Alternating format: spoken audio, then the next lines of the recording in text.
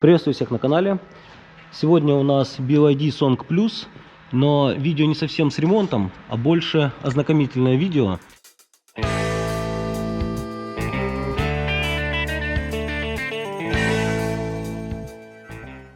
Мы сейчас заключили договор о сотрудничестве с импортером этих автомобилей, которые будут импортировать эти автомобили в Польшу.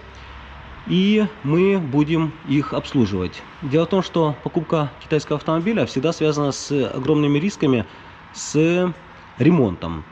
Потому что официальные дилеры не всегда, даже европейские, готовы брать в обслуживание автомобили, привезенных с Китая, которые были на внутреннем рынке Китая. При этом есть отличие китайских автомобилей от европейских. И европейские дилеры не всегда готовы их обслуживать даже за деньги. И, естественно, никакую гарантию не дают. Эти автомобили будем обслуживать мы, и импортер автомобилей дает на эти автомобили свою гарантию. Мы будем здесь обслуживать силовую часть, кроме кузова, потому что мы кузовщиной не занимаемся. Также будем делать текущее обслуживание этих автомобилей. Дело в том, что китайские автомобили очень агрессивно захватывают рынок за счет того, что у них относительно ниже цена, чем у аналогичных европейских автомобилей. И все из-за того, что Китай датирует эти автомобили, поэтому очень интересно покупать их, но есть риски покупки автомобиля и столкнуться с проблемами по ремонту самому. А это будет не быстро и не дешево, так как проблема с запчастями есть, и проблема с сервисным обслуживанием тоже есть. Я уже когда-то делал видео на канале, там, когда к нам приезжал BYD Song с проблемой по рулевой колонке. Автомобиль был с пробегом что-то около 50 километров, и уже была проблема с рулевой колонкой. В тот момент не на владельца плечи легли расходы по ремонту. Тогда ремонт был относительно недорогой, но столкнуться можно со всяким. И тогда обслуживание стоимость ремонта легло не на владельца автомобиля, а на тех ребят, которые этот автомобиль привезли. Я всегда говорил, что BYD мне нравится, так как здесь очень качественные батареи. Даже Tesla ставит такие батареи. Здесь, кстати, стоит батарея Blade, литий-железофосфатная. Какие у них плюсы? Тем, что эти батареи гораздо лучше имеют ресурс по сроку службы. Кроме того, они относительно безопасные, они не горят. Литий-ионные батареи очень часто воспламеняются, и это в интернете можно увидеть такие ролики, когда горит батарея литий-ионная. То литий-железофосфатная в этом смысле гораздо надежнее. Но и здесь есть некоторые проблемы, связанные с перегревом батареи, поэтому за этим нужно внимательно следить. И если батарея перегревается, то она очень сильно деградирует. Поэтому все плюсы сходятся на минус. Поэтому необходимо регулярно проверять систему охлаждения этой батареи и вовремя на это обращать внимание. Конкретно на этом автомобиле установлена защита, которая закрывает и топливный бак, и саму батарею, и двигатель вместе с трансмиссией. Под капотом у нас установлен 1,5-литровый мотор и электромотор. Все закрыто пластиком, особо здесь так просто не видно. Чтобы до чего-то добраться, нужно немножко подразобрать пластик. Но в принципе зазора под капотом достаточно много, и это не мешает при обслуживании автомобиля. Что еще хотел сказать по кузову? Судя по всему, вот феррум-цинк. Кузовщина у нас оцинкованная, то есть можно надеяться на какой-то запас от коррозии. Немножко есть разбег в толщине лакокрасочного покрытия 130-99, примерно 30 микрон. Но то, что китайцы уже делают автомобили цинкованные, это уже внушает некоторые надежды на то, что срок службы этих автомобилей, по крайней мере по кузовной части, будет лучше. Мы кузовщиной не занимаемся, но у нас есть партнеры, которые занимаются восстановлением автомобилей и очень давно работают с кузовщиной. Кстати, обратил внимание, что линия капота чем-то похожа на Volkswagen Skoda. У них тоже есть такая прямая линия, которая капот заходит на крыло. И вот хочу представить Александра, это наш партнер, который занимается кузовными работами и уже достаточно давно имеет огромный опыт с этим. И хотел бы спросить у него, что он думает по поводу этих автомобилей вообще в целом по кузовщине. Всем добрый день. На самом деле, да, эта линия очень похожа на Шкоду, на Volkswagen. Но ничего страшного, там дизайны переплетаются. Есть. По поводу покраски китайских автомобилей, ничего страшного. Это та же краска. Вообще, на самом деле, в мире 4 компании производят краски, такие как Glasurit, Spectral, Novol. Ну, в общем, все автомобили красятся не собственными красками. У Volkswagen нет своего завода, и у Audi нету. Я думаю, что у этих автомобилей производителей тоже нету своих заводов по покраске, поэтому это стандартная краска по текстуре, по составу химическому. Но она чуть-чуть специфическая и проблемная в подборе, потому что она сделана как бы собственным дизайнером, и здесь нету рецептуры, которая есть в популярных цветах и названиях. Допустим, тот же Volkswagen это 7LY, то есть эти цвета в любом месте вам сделают, потому что ее рецептуру все знают. И здесь нужно такой цвет сканировать спектрофотометром, у нас есть такое оборудование, и он имитирует человеческий глаз и высчитывает, сколько какого пигмента нужно добавить, только мы чуть корректируем само зерно. На самом деле цвет этого автомобиля очень красивый, это похоже на Nardo Grey, но он с добавлением перламутра. Поэтому при покраске такого автомобиля, скорее всего, нужно будет заходить на соседние элементы. То есть, когда у вас поврежден капот или крыло, которое мы заменили, то, к сожалению или к счастью, чтобы не отличалось, нужно заходить на соседний элемент. Не знаю, камера передает или нет, но у нее есть перламутр. Это на самом деле красиво ночью, красиво днем, и вечером он более серый, такой современный цвет. Мы сталкивались с электричками современными, и есть одна проблемка, Если вам нужно заменить элемент, стандартные поставщики или обычные доски объявлений не имеют запчастей. Поэтому эти запчасти нужно покупать у продавца этих автомобилей. И когда вы покупаете у проверенного продавца, то сразу имеете обслуживание. Мы просто звоним продавцу этой марки и модели в Польше и говорим, нам нужно крыло, нужен бампер, нужна защита какая-то, и нам человек сразу высылает. То есть мы знаем, где брать запчасти на этот автомобиль.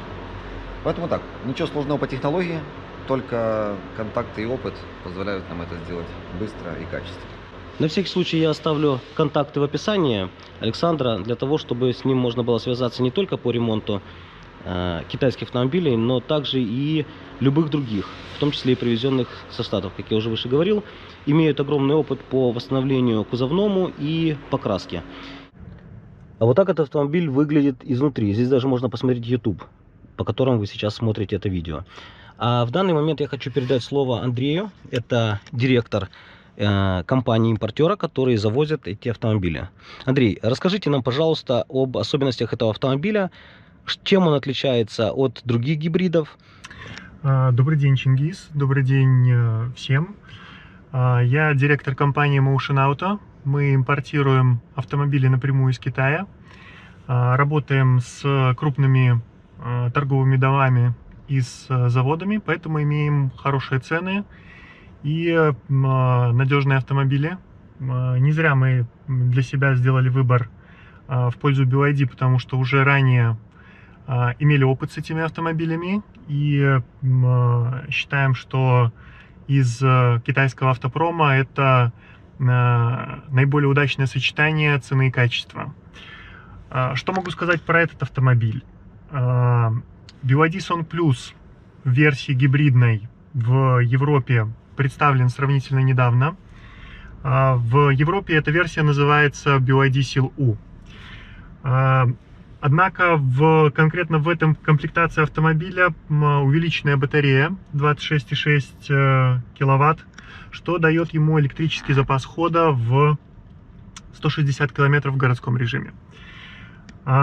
Немного в двух словах расскажу, чем вообще в принципе отличается гибридная система BYD от других автомобилей, к которым вы привыкли. Toyota, ряд европейских автомобилей, которые имеют классический гибрид, пусть даже и плагин.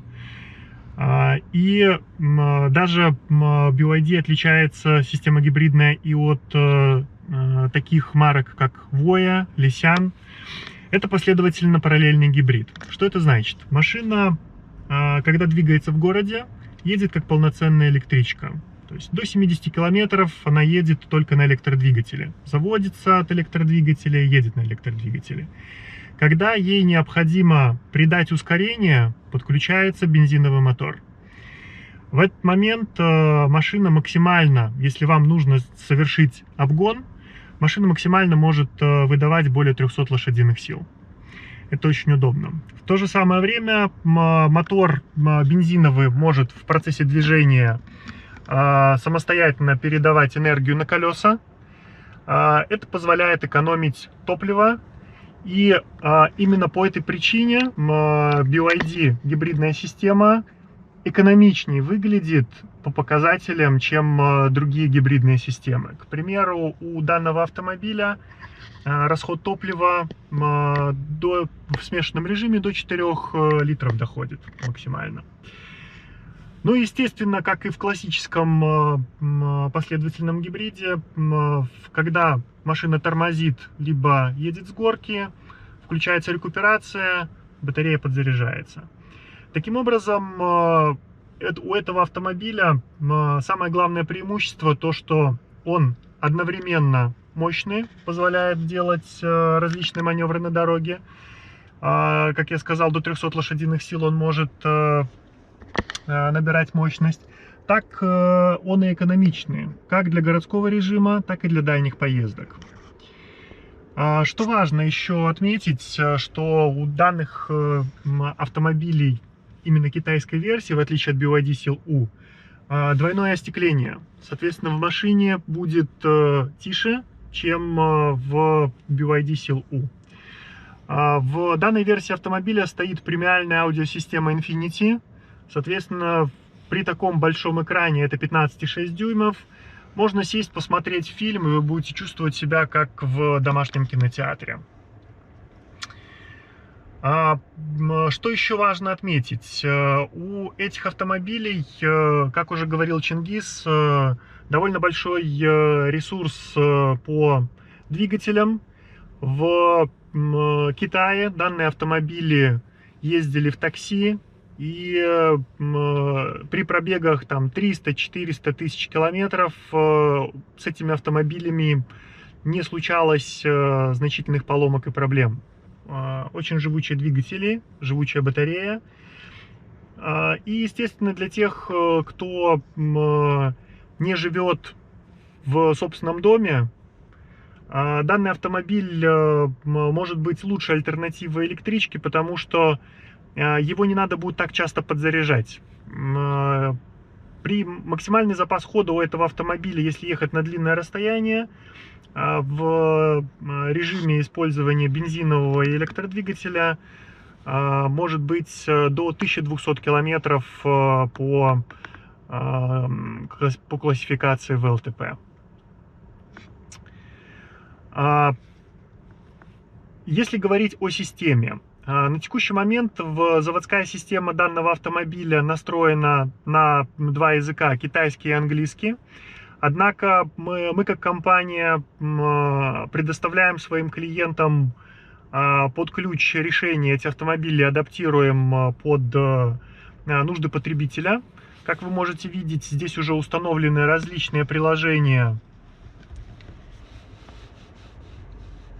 Здесь стоит Chrome. Мы устанавливаем приложение по желанию клиента, Spotify, Waze, здесь есть YouTube, как сказал Чингис. Ну и могут быть установлены любые другие приложения. WhatsApp, можно подключаться по Bluetooth с телефоном и, соответственно, использовать машину как переговорный пункт. Что мне нравится в машинах BYD, то что за свою цену они в комплектации дают то, чего невозможно увидеть в большинстве машин среднего класса. Я не говорю про премиум. То есть эту машину по классу невозможно отнести к премиуму, но человек, который покупает машину за 170 тысяч злотых, покупает аналогичную машину в Европе, он не получит такого количества и набора функций, как есть у данного автомобиля. Помимо того, что я рассказал по системе мультимедиа, у этого автомобиля большое количество помощников. Здесь есть и адаптивный круиз-контроль, когда машина, по сути, даже сама рулит. Вот, она удерживает полосу, она, соответственно, подстраивается под поток, и можно выстраивать в зависимости от того, какой трафик в данный момент, на каком расстоянии машина будет держаться и какой скорости придерживаться. Можно переключиться обратно в ручной режим и уже ехать самостоятельно, подруливая. В целом на трассе очень удобно. Я сам периодически использую адаптивный круиз-контроль, когда едешь на большое расстояние и нужно снять напряжение. Этой машине можно довериться, можно включить адаптивный круиз-контроль и просто периодически подруливая наслаждаться дорогой. Монитор регулируется, монитор поворачивается. То есть можно смотреть и TikTok в вертикальном положении монитора, и YouTube в горизонтальном. Да, но в таком положении очень удобно использовать навигацию, потому что ты дальше видишь и можешь лучше отслеживать, когда тебе нужно повернуть. Для того, чтобы работал интернет, можно использовать один из двух способов. Либо раздавать интернет с телефона, либо же можно установить, купить роутер и просто поставить его в машину. И тот, и другой вариант приемлемый, и тот, и другой вариант хорошо работают. Многие, кто ездит на европейских машинах, я часто сталкиваюсь с вопросом, а есть ли Android Auto и либо CarPlay? Нет. В китайских машинах BYD не только Android Auto и CarPlay не работают, но для BYD по сути как бы это и не нужно, потому что непосредственно сам система D-Link это открытый Android, и вы можете установить сюда все что угодно, и вы можете, собственно говоря, прямо с планшета совершать любые действия. Мы тестировали BYD Seal U у официальных дилеров на работоспособность мультимедиа с использованием системы Android Auto и CarPlay и убедились что непосредственно система открытого Android без использования CarPlay либо Android Auto работает быстрее, без задержек, как в навигации, так и в использовании других приложений, таких как Spotify, не будет задержек по музыке, в YouTube. Соответственно, в моем понимании эта система более приемлема для использования, по крайней мере, вот если мы говорим про BYD, чем подключать к этой системе еще Apple CarPlay и Android Auto. Да, есть различные приставки, которые можно было бы вставить, но опять-таки они создают определенные задержки, и это портит впечатление от пользования мультимедиа данного автомобиля. Важен еще один момент. BYD позаботилась в том числе и о безопасности. Многие говорят, что очень плохо управлять, когда нету кнопок, когда приходится управлять непосредственно с планшета, это отвлекает и тому подобное. Есть одна интересная функция, когда вам не нужно заходить в настройки, чтобы выставить климатизацию либо температуру. Это можно сделать 3 пальцами. Вот так вот можно повысить либо понизить температуру, а вот так вот можно непосредственно выставить, с какой мощностью будет работать вентилятор. Да, достаточно удобная функция, потому что иначе приходится отвлекаться на вот эти кнопочки, они нечувствительные, и нужно отвлекаться от дороги. Да, имея, конечно, такие куча таких помощников, это не столь критично, но тем не менее, когда жизнь упрощается какими-то легкими взмахами пальцев, то это, конечно, только плюс. Здесь есть еще одна очень удобная вещь, извини, Чингис, что перебиваю. Машину на самом деле можно управлять вот таким вот образом. Можно открывать окна с кнопки и закрывать. То же самое можно будет делать и с крышей. Прям вот здесь вот визуально можно включать подогревы и вентиляцию, подогрев руля. Все делается с экрана, и тут все выглядит очень просто в использовании, даже не обязательно знать язык, потому что все выведено на экран. Все интуитивно. Но здесь при этом нужно все-таки смотреть, что попасть на ту кнопочку, на которую нужно. А вот управление вентилятором и скоростью вентилятора и температурой, конечно, тремя пальцами, это вообще, мне кажется, очень классно. Много таких фишек есть на разных автомобилях, но, не знаю, не сталкивался с управлением вот таким вот, как только что показал Андрей. Очень даже интересно. Интересно, можно ли менять, чтобы можно было управлять различными функциями? Или это уже настроенная такая функция? Эта функция настроенная. По другим функциям не скажу, потому что таких вопросов не возникало. Больше как бы настройки касаются кнопок. Вот для своего удобства можно перенастроить кнопки. Автомобиль, в котором мы сейчас находимся, он занимает уже особое место в линейке BYD. Это уже машина премиум класса, считается так же, как и BYD Han.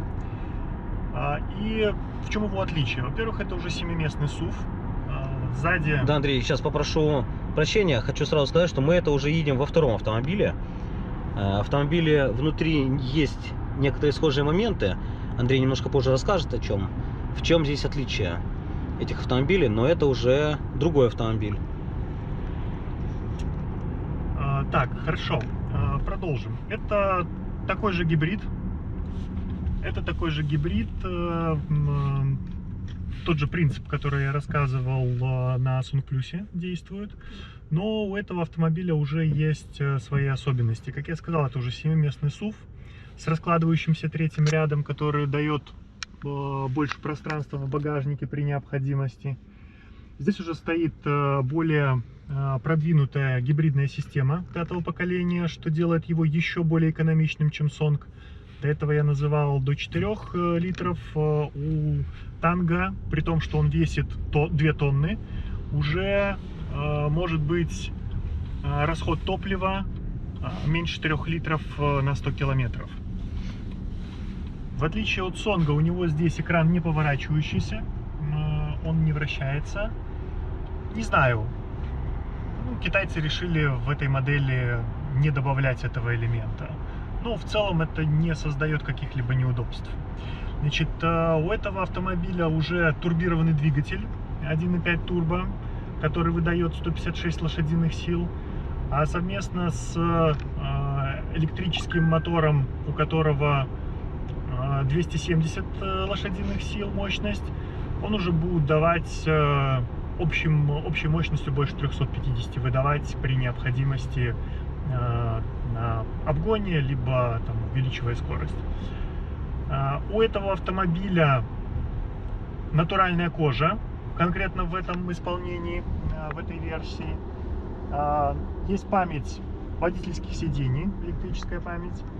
У него более продвинутые помощники, в отличие от Сонга. Тут уже стоит интеллектуальная система Smart Drive, когда включается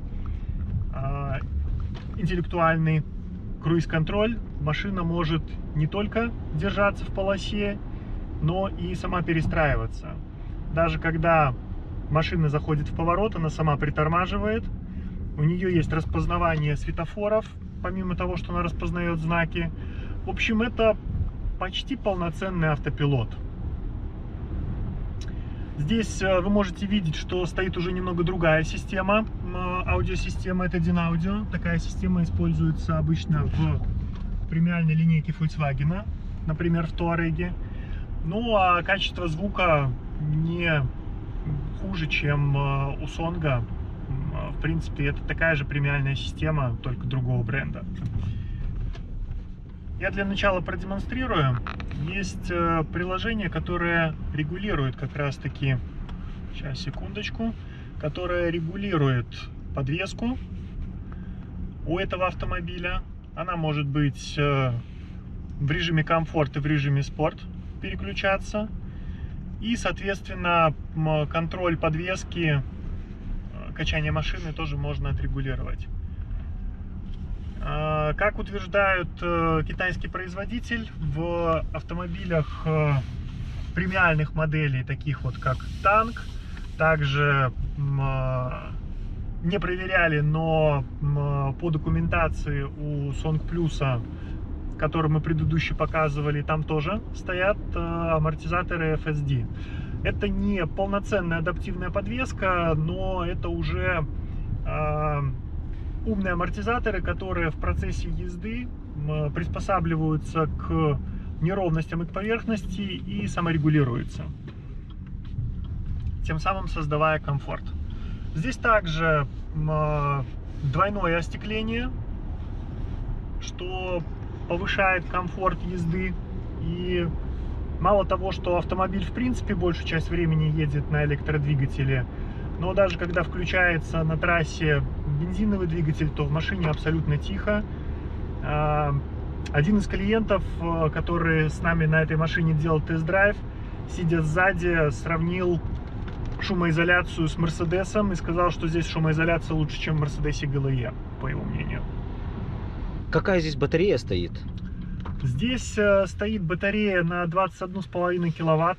Так как я сказал, что у этого автомобиля уже чуть более продвинутая гибридная система 5-го поколения, его запас хода, при том, что электрический только 112, общий запас хода утверждается, что составляет 1450 километров при полном баке и полной заряженной батарее.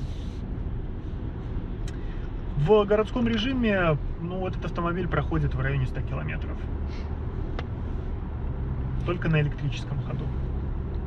А BYD Song? У BYD Song у него батарея позволяет на электрическом ходу проходить до 160 километров в городском режиме. А сколько еще раз емкость батареи на BYD Song? Там 26,6 емкость батареи. А здесь 21. Да. У машины камеры на 360 градусов. В момент поворота, помимо того, что когда включается задний вход, точно так же в момент поворота включаются боковые камеры, можно видеть машины, можно видеть препятствия, и машина, соответственно, легче управляется, потому что более предсказуемо то, чего может не... Оба автомобиля построены на одной платформе, и данные представленные автомобили у нас переднеприводные. Заднего привода здесь нету. Полный привод встречается у немного другой версии Танго, это Танк L, который выпущен в этом году.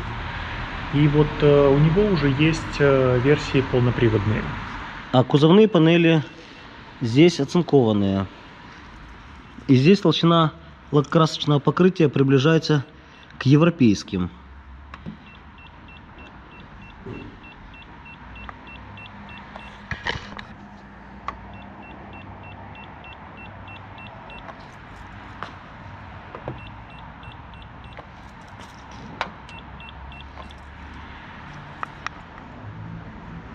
На BYD Танк более равномерное лакокрасочное покрытие.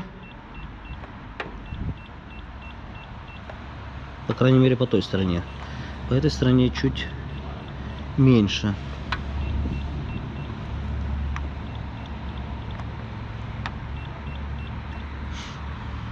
Но радует то, что автомобиль, по крайней мере, наружная обшивка вся оцинкованная.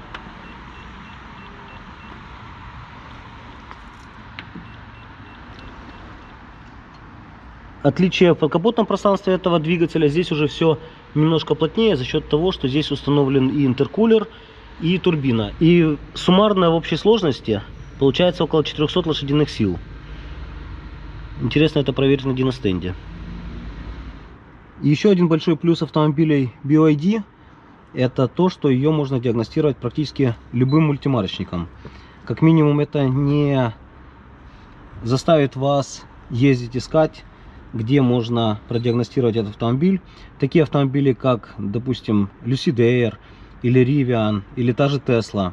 Но с Tesla сейчас стало проще, потому что очень много кто делает это оборудование, в том числе и наша компания делает оборудование для диагностики Теслы. И скажу по секрету, уже разрабатывается диагностика под Rivian. Но тем не менее, это все-таки больше к эксклюзиву. А автомобили BYD диагностируются обычными мультимарочными сканерами. Поэтому в этом смысле это очень большой плюс при послепродажном обслуживании. Добавить, что такие автомобили можно покупать не только новыми, но и с небольшим пробегом. Благо в Китае большое количество дилеров и очень много машин, которые тестовые. Они будут с пробегом до 10 тысяч километров, и можно сэкономить на такой машине, ну, несколько десятков тысяч злотых. Мы тоже можем обеспечить покупку такого автомобиля. Мы можем по месту посмотреть его состояние, чтобы вы были уверены, что не кота в мешке покупаете. Ну и привезти вам такой автомобиль, опять-таки, с обслуживанием у наших партнеров. В целом мы показали только два автомобиля. На самом деле линейка автомобилей, которые мы можем предложить, гораздо шире, поэтому приглашаем к нам в салон, и мы подберем для каждого тот автомобиль, который ему и по кошельку, и по душе. И, честно говоря, немножко расстроился. Решил проверить свой автомобиль. У меня японский автомобиль, и у меня металл не оцинкованный. Тонкий слой краски и металл не оцинкованный.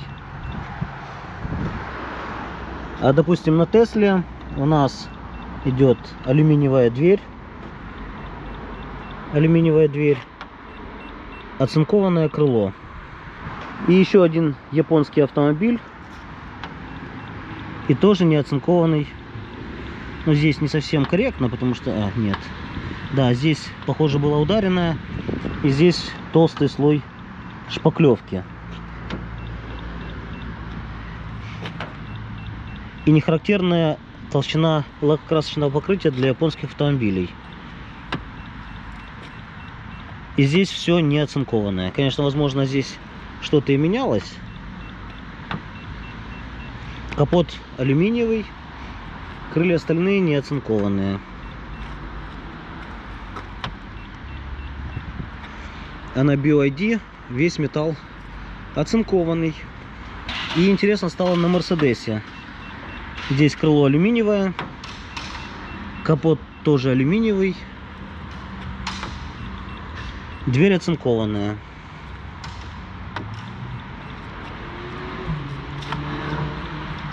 А заднее крыло